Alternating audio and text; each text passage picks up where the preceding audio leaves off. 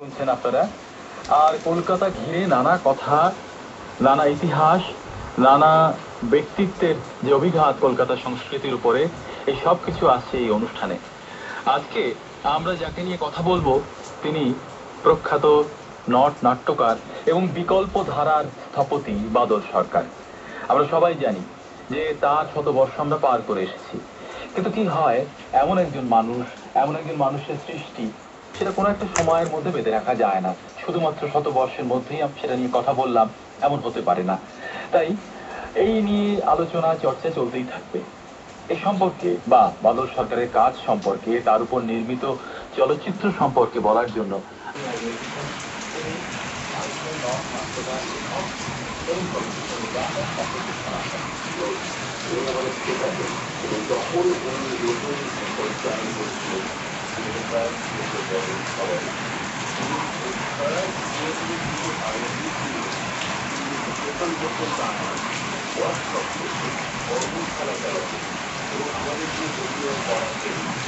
আমি করতাম পরিচালনা বিভাগে। তো পরিচালকদের তো অভিনয় সম্পর্কে জানা দরকার এবং অভিনেতাদের পরিচালনা করা দরকার। সেইটার জন্যে ওকে নিয়োগ করা গিয়েছিল যে কিভাবে অঙ্গ সঞ্চালন করবে, এবং নানান ধরনের উপায়ে উনি আমাদের উদ্বুদ্ধ করেছিলেন। সেই থেকে ওর সঙ্গে পরিচয়, এবং তারপরে কলকাতায় ফিরে আসায় যখন আমি ওর বাড়িতে যেতাম, আমি ওর নাটকের দ্বারা বেশি। ধরা যাক এভাবে যদি আপনাকে জিজ্ঞাসা করি আপনি রাজি হবেন কিনা জানি না, এবং ইন্দ্রজিৎ আপনি করছেন বাদল সরকারের সামনে, সেই স্মৃতি আপনি তো বললেন, সংলাপ মনে আছে যেটা আপনি বলেছিলেন ওইখানে?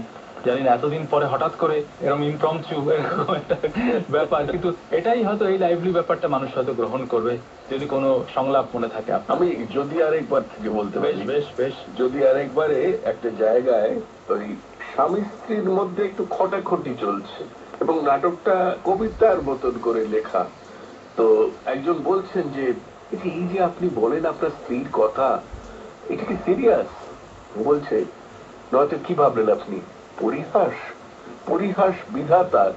ওই ক্ষুরধার রসনার সাথে আমি যদি বদ্ধ না হতাম বিবাহ বন্ধনে, চিরজীবনের জন্য সঞ্জয় ঘোষের নাম অন্যভাবে লেখা হতো তবে বাংলা সাহিত্যের ইতিহাসে। আপনাকে জানাতে সংকোচ নেই, আমার আছে জাহাজ, তাই নিয়ে ব্রজপুরে সমুদ্র বিলাস দুঃসাহসী কাজ। তুমি কেন এসেছি জানেন? 8 বছর টানা গঞ্জনার ঠেলাকে। গঞ্জনা? কিসের গঞ্জনা? দারিদ্রে। তার মতো মহামূল্য মেয়ে আমাকে বিবাহ করে কি যাতনা সয়, কি দুঃখে অর্থ কষ্টে কাটায় জীবন।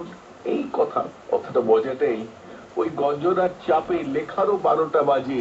অশোক বিশ্বনাথন আলোচনা করলেন বাদল সরকারের কাজ সম্পর্কে, জানালেন বাদল সরকারকে নিয়ে নির্মিত তার তথ্যচিত্র সম্পর্কে, এবং শুনতে শুনতে কোথাও ওই শুধু তথ্যটা জানা নয়, তার সঙ্গে যে আবেগটা থাকে সেটাও আমাদের ভিতর প্রবেশ করে যাচ্ছিল।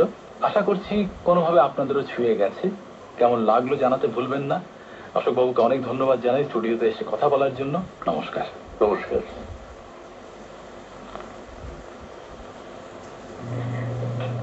আকাশবাণী মৈত্রী অনুষ্ঠান প্রচারিত। এতক্ষণ শুনলেন অনুষ্ঠান কলকাতা ডায়েরি। আকাশবাণী মৈত্রী অনুষ্ঠান প্রচারিত হচ্ছে মিডিয়াম ওয়েভে 505 মিটারে, অর্থাৎ 594 কিলোহার্টজে।